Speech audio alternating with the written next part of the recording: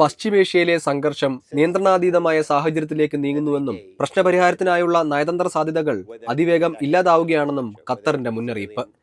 മേഖലയിലെ സാഹചര്യം നിയന്ത്രണാതീതമായി മാറുന്ന അവസ്ഥയിലാണ്.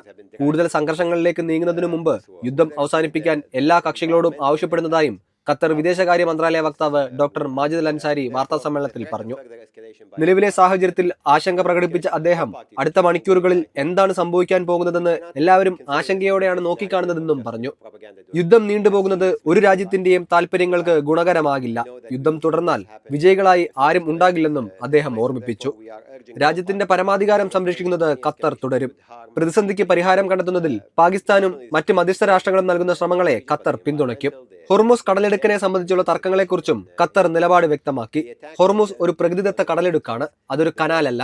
മേഖലയിലെ എല്ലാ രാജ്യങ്ങൾക്കും ഹോർമുസ് കടലിടുക്ക് സ്വതന്ത്രമായി ഉപയോഗിക്കാൻ അവകാശമുണ്ടെന്നും മാജിദ് അൽ അൻസാരി പറഞ്ഞു.